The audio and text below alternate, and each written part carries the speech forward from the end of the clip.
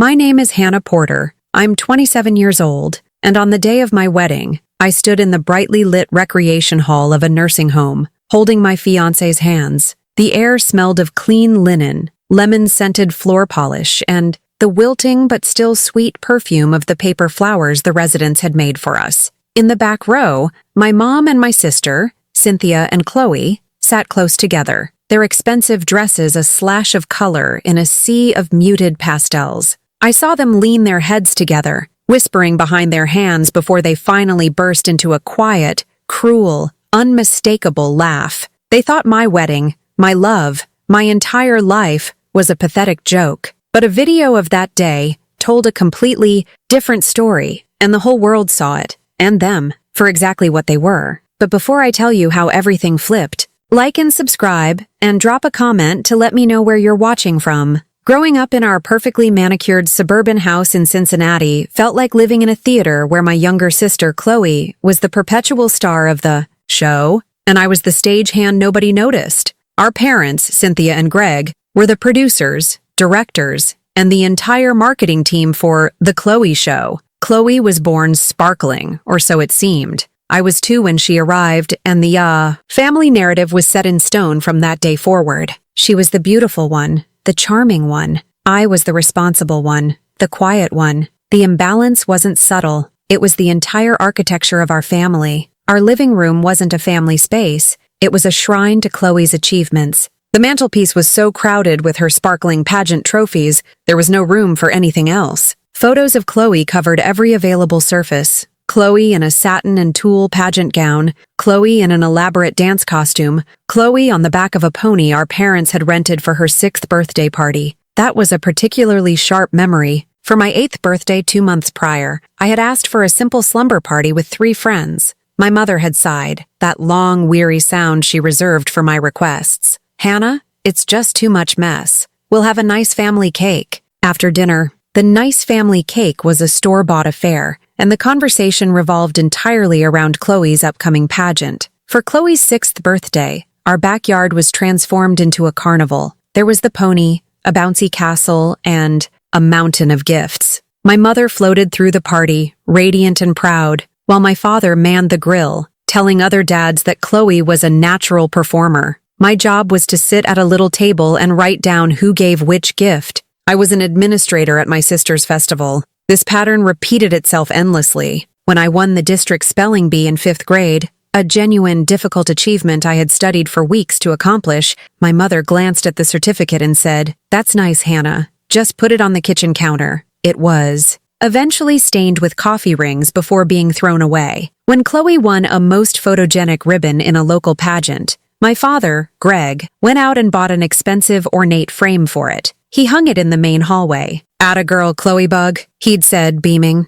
My father was a quiet man who treated my mother's blatant favoritism like bad weather, something you just had to endure without complaint. His silence was a form of agreement. It taught me that keeping the peace meant accepting my place, which was squarely in Chloe's shadow. I tried once to appeal to him. I was 16. I had saved up enough money from my part-time library job to buy half of a very old, very used car. I asked if he would match what I'd saved. He had hemmed and hawed, looking nervously towards the kitchen where my mother was. "You know, Hannah, money's a bit tight right now," he'd mumbled, even though I knew for a fact they had just spent thousands on a custom-made dance costume for Chloe. "A car is a big responsibility. Maybe you should just keep saving." The next year, for Chloe's 16th birthday, a brand new bright red convertible appeared in the driveway, a giant bow on the hood. When I looked at my dad, a question in my eyes, he just shrugged and looked away. That was his role, the silent accomplice,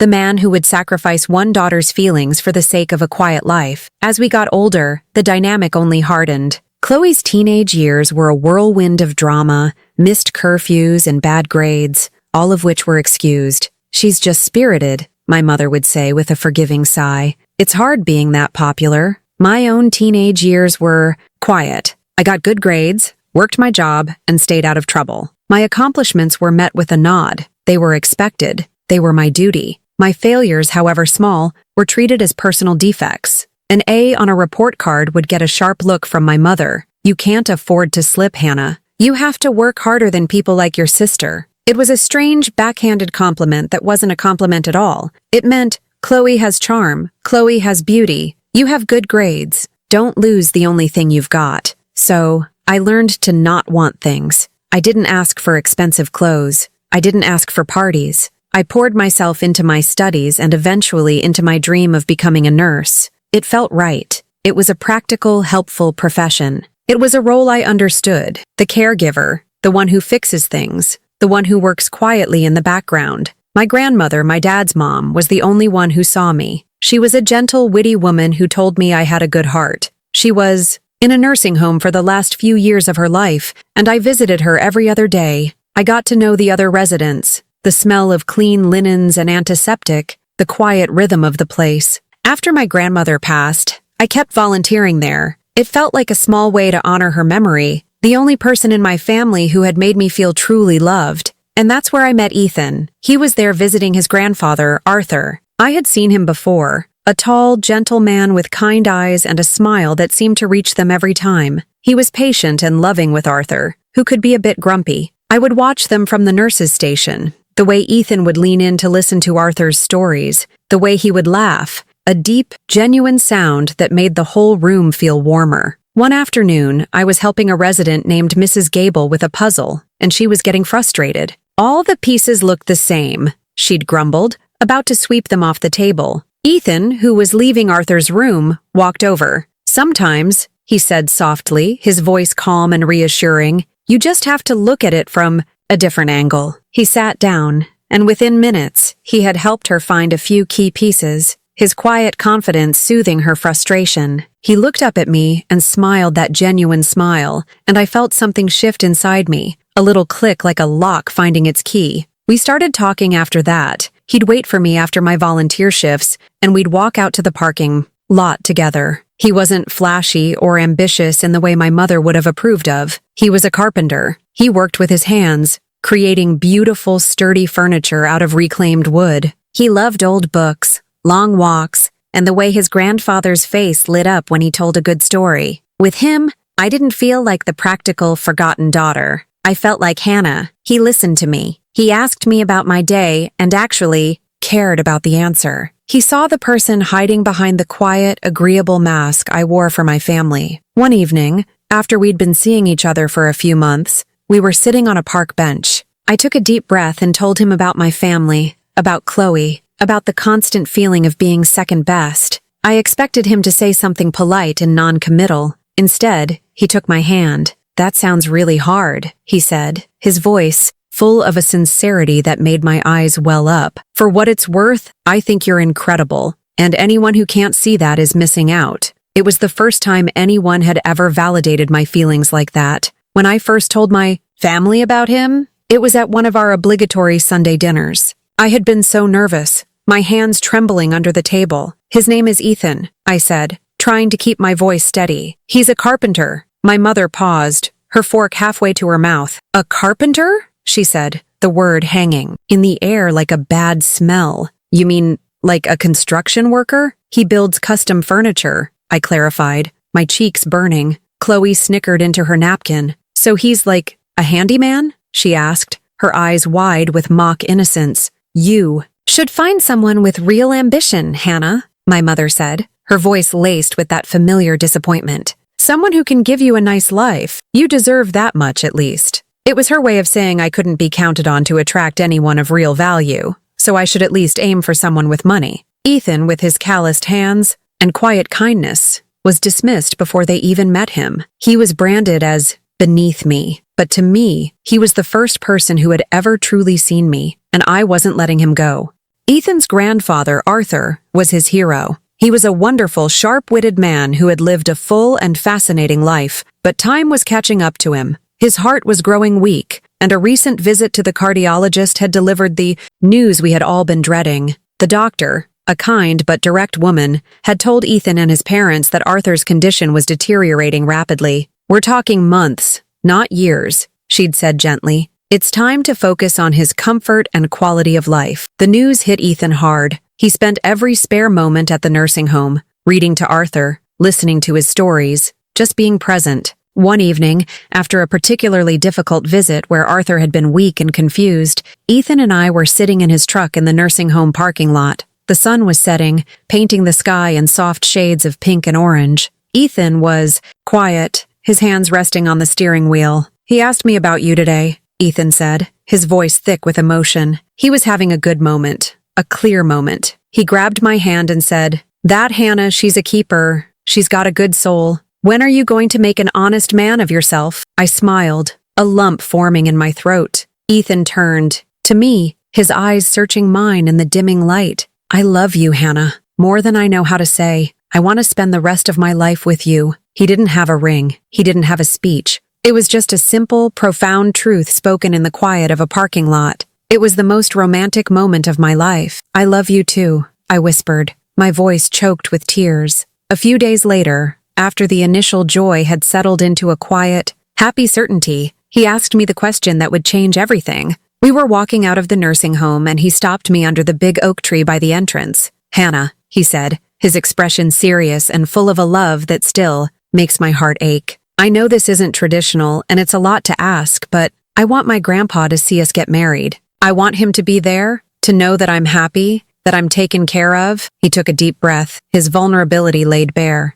"Would you mind if we held a small wedding here, at the home, so he can be part of it?" He looked at me, his eyes full of hope and a little bit of fear, as if he expected me to say no, to want the big white dress and the fancy venue my mother had always implicitly demanded for her daughters. But a big fancy wedding was my mother's dream, not mine. My dream was a life with Ethan. My dream was family, real family, built on love and support, not on appearances. "Of course, Ethan," I said, taking his hand. "I would love that. It's perfect." And it was. The thought of getting married surrounded by the people who had become a second family to me, with Arthur sitting proudly in the front row, felt more meaningful than any cathedral or ballroom ever could. Telling my family was another matter. I decided to do it in person, hoping that if they saw how happy I was, they might understand. It was a foolish, childish hope, the kind I should have abandoned years ago. I found my mom and Chloe in the kitchen, scrolling through a catalog of expensive handbags.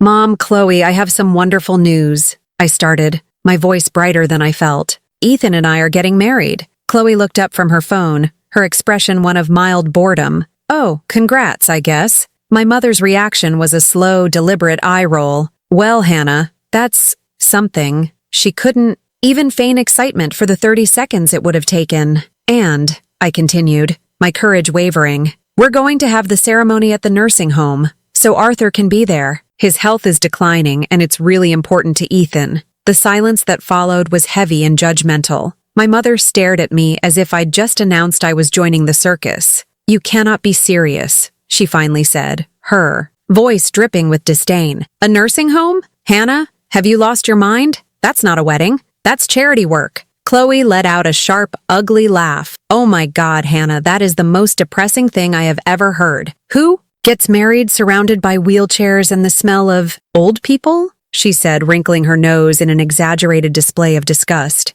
"It's not depressing, it's meaningful," I tried to explain, my voice small and defensive. "It's for Ethan's grandfather. It's about love. It's embarrassing." "Is what it is," my mom snapped, her voice rising. "What are we supposed to tell people? That my daughter couldn't even be bothered to have a proper wedding? That she got married next to a bingo hall? It reflects on the whole family, Hannah. On me. As always, it was about them. About their image, their reputation. My happiness. My love for Ethan. My desire to do something kind for his dying grandfather. None of it mattered. It was just an inconvenience. A social embarrassment they would have to manage. I left their house that day feeling that familiar, hollow ache of being utterly and completely misunderstood by the people who were supposed to love me most. The morning of my wedding, I didn't wake up in a fancy hotel suite. I woke up in my own small apartment, the sun streaming through the window. For a moment, a wave of sadness washed over me. There would be no mother helping me into my dress,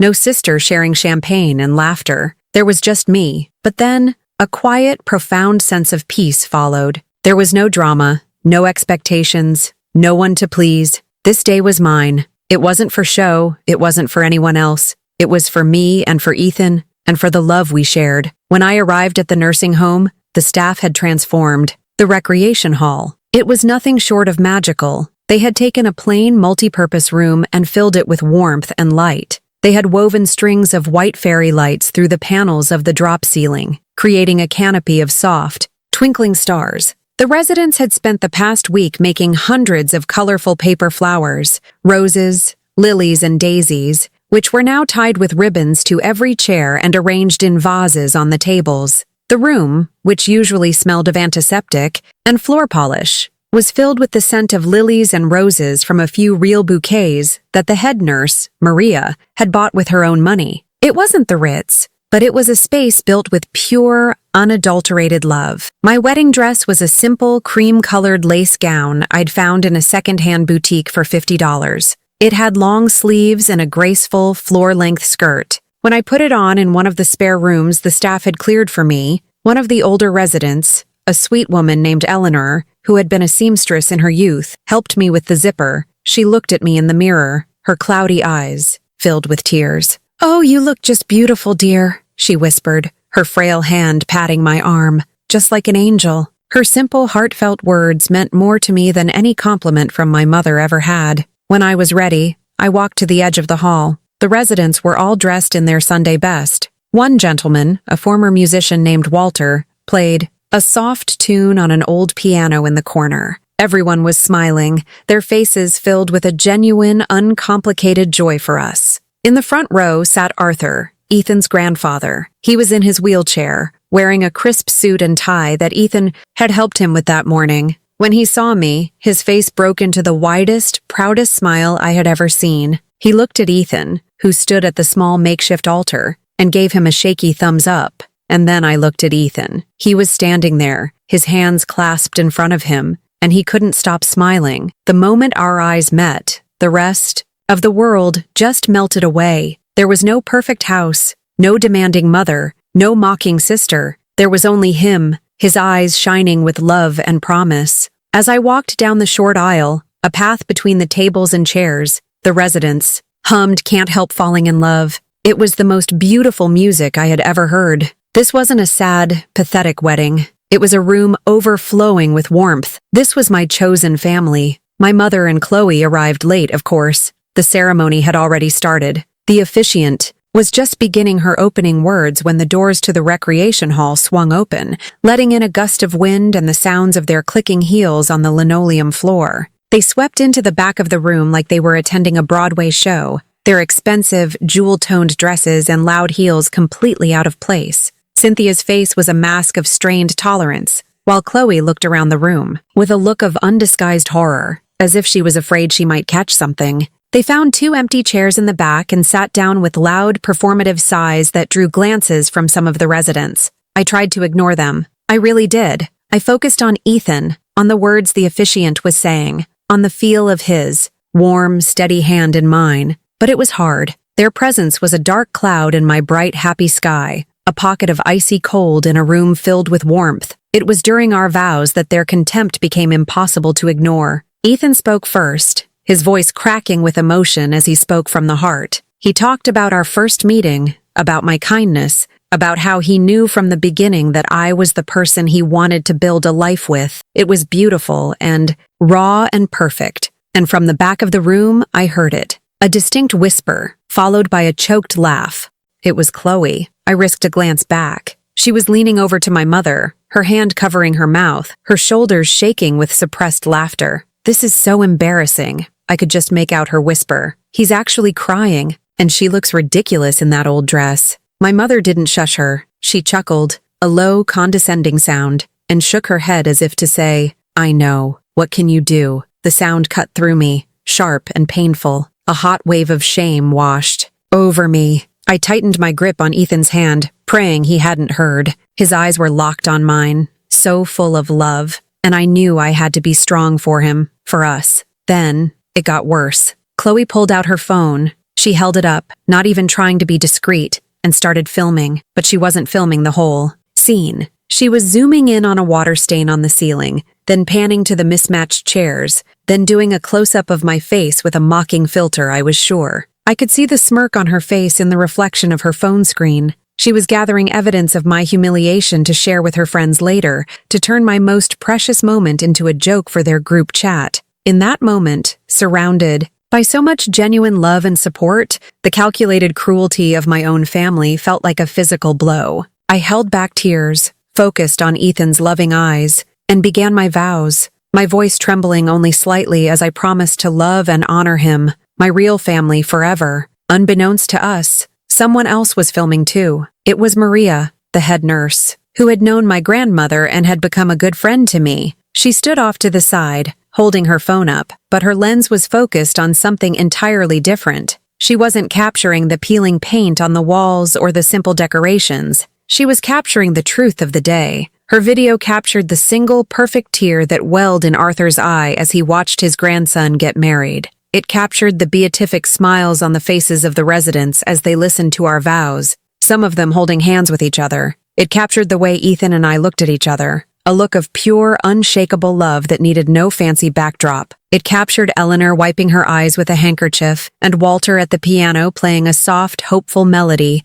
as we were pronounced husband and wife. The video captured not humiliation, but a profound and rare beauty. It told the story of a love so strong it could make a plain, ordinary room feel like the most sacred place on earth. Later that night, long after the small celebration of cake and punch had ended and Ethan and I were back in our apartment, feeling the quiet, happy glow of being husband and wife, Maria posted the video. She put it on her personal Facebook page, a small account with only a few hundred friends and family. She wasn't trying to create a spectacle. She was just moved, and she wanted to share something beautiful. Above the 2-minute clip, she wrote a simple caption: "I've been a nurse for 30 years, and this is the most beautiful wedding I have ever witnessed. This is what love is really about. Congratulations, Hannah and Ethan. I don't think any of us could have predicted what happened next." For the first 2 days, there was just a small ripple of likes and comments from Maria's friends and colleagues. Then, a friend of Maria's shared the video. Then that person's friend shared it. It was picked up by a local Cincinnati community page called Cincy Proud, and from there it was like a wildfire. Suddenly, the video was everywhere. It jumped from Facebook to TikTok, where young people added emotional music, then to Instagram and Twitter. The view counter started ticking up at a dizzying rate. 10,000, 50,000, 100,000, a million, then 5 million, then 10. My phone and Ethan's started buzzing incessantly with notifications from apps we barely used. We were being tagged, mentioned, and messaged by thousands of strangers from all over the world. We watched the video together, huddled on our couch, completely stunned. Seeing our own wedding through Maria's eyes was a revelation. We saw the love, the warmth, the joy. We saw what we had felt. And the comments, they were a tidal wave of support. A woman from Australia wrote, "This is purer and more real than any $1 million luxury wedding," crying my eyes out in my kitchen in Melbourne. "Congratulations to this beautiful couple." A man from Ireland commented, "Look at the way they look at each other. That's the whole fairy tale right there. He absolutely adores her. This is what little girls should be dreaming of, not some big flashy party." Another from right here in Ohio said, "My mother is in a nursing home and this is the most beautiful thing I've ever seen. True romance isn't about money. It's about showing up for the people you love. God bless this couple and that wonderful grandfather." The video had a life of its own. It transcended language and culture, a universal story of love and family. News outlets started picking it up. First, it was a local news blog, then a national morning show's website. The headlines were surreal. Ohio couple's nursing home wedding goes viral, melts hearts across the globe. The wedding that proves love is all that matters. A producer from a daytime talk show called The Nursing Home, asking for an interview. We politely declined. We didn't want fame. We just wanted to start our life together. But the wave of positivity was undeniable. Ethan and I were flooded with messages, with small gifts and cards sent to the nursing home, with an outpouring of love from a world of strangers that was so overwhelming it brought us both to tears. For the first time in my life, I felt completely and totally seen, valued, and celebrated. While Ethan and I were being lifted up by the kindness of strangers, my sister's world was crashing down. Chloe, in her infinite arrogance and lack of foresight, had posted her own mocking clips from the wedding to her private Instagram story. She had added laughing emojis and sarcastic captions like "Wedding of the Century" over a picture of the paper flowers and "So embarrassing I can't even" over a clip of me saying my vows. She thought it was hilarious. She thought her friends who shared her shallow worldview would think it was hilarious too. She was wrong. One of her so-called friends, a girl who had always been a quiet rival, saw an opportunity. She screenshotted Chloe's entire story, every mocking caption, every cruel clip, and shared it publicly on Twitter, right next to the now viral video of our wedding. She captioned it, "There are two sides to every story. Here's the side from the bride's sister." The contrast was damning. The backlash was immediate and brutal. Her own friends and followers turned on her with a ferocity that was terrifying to behold. "I can't believe you would mock your own sister on her wedding day. You're a horrible person." One comment on her latest Instagram post read, "The pathetic wedding you're laughing at has touched millions of people. Your video just shows how ugly your heart is," said another. Someone found our mother in the background of Chloe's clips, chuckling along, and soon she was part of the narrative too. "The apple doesn't fall far from the tree," someone tweeted, and it got thousands of retweets. My mother, who valued her social reputation above all else, was also facing the heat. Angry messages and phone calls started pouring in from our extended family, who had all seen the beautiful viral video and were now seeing the ugly truth behind it. Our Aunt Carol, my mom's own sister, called her furious. "Cynthia, I just saw the video of Hannah's wedding, and then I saw what Chloe posted. I saw you laughing. How could you just sit there and laugh at your own daughter's vows? I am ashamed to be your sister." The laughter had stopped. The smirks were gone. Their carefully constructed world of social superiority was crumbling. And the video, our video, was the wrecking ball. The phone call I had been expecting my whole life finally came. It was Chloe, and she was hysterical. "Hannah, you have to do something," she cried, her voice shrill with panic and self-pity. "You have to make them take that video down. Everyone thinks I'm a monster. My friends are all turning on me. I'm getting death threats." There was no apology, no remorse, just a desperate, selfish demand. She wasn't sorry for what she did. She was sorry she got caught. "It's not my video, Chloe," I said, my voice calm and steady in a way that surprised me. "I didn't post it. I have no control over it. I don't care. Fix it," she shrieked. "You owe me. You've ruined my life." She hung up. An hour later, my mother called. Her tone was different. It was the clipped, authoritative voice she used when she was trying to control a situation that had spiraled beyond her. "Hannah, this has gone far enough," she said, dispensing with any greeting. "This is a private family matter that you have made public, and it is humiliating. You and that nurse need to delete the video. Now. It's making our family look awful." "Our family?" I asked, a strange, hollow laugh escaping my lips. "I didn't feel much like family when you and Chloe were laughing at my wedding. I felt like a joke." For a second, there was silence on the other end. Her voice, when it came back, was softer, but it was the wheedling tone of someone trying to gaslight, to manipulate, not apologize. "We weren't laughing at you, dear.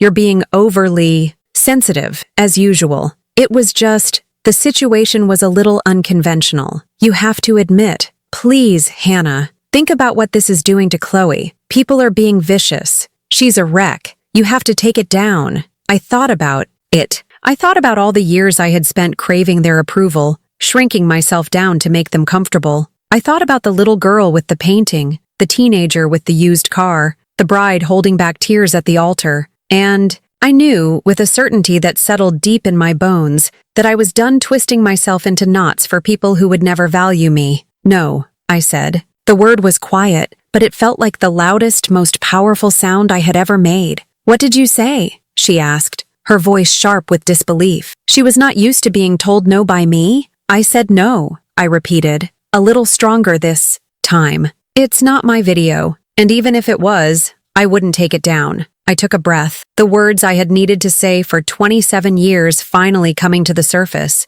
Maybe the world is finally seeing what I've had to live with my whole life. Maybe it's time they saw the truth. This isn't about you or Chloe anymore. It's about what's right. I didn't yell. I didn't cry. I just stated a fact. Then I hung up the phone. I turned to Ethan, who had been standing by my side the whole time, his hand on my shoulder. A single tear rolled down my cheek, but it wasn't a tear of sadness. It was a tear of release. The heavy weight of their judgment, a weight I had carried since I was a child, was finally gone. I was free. I didn't need their approval anymore. The world had given me all the validation I would ever need. We moved forward, Ethan and I, our life built not on a foundation of money or appearances, but on the solid ground of real, quiet, unconditional love, witnessed and celebrated by the world. Have you ever been mocked by your own family, only for the truth to flip the story? Share your experience in the comments. Don't forget to like, subscribe, and join for more stories of betrayal,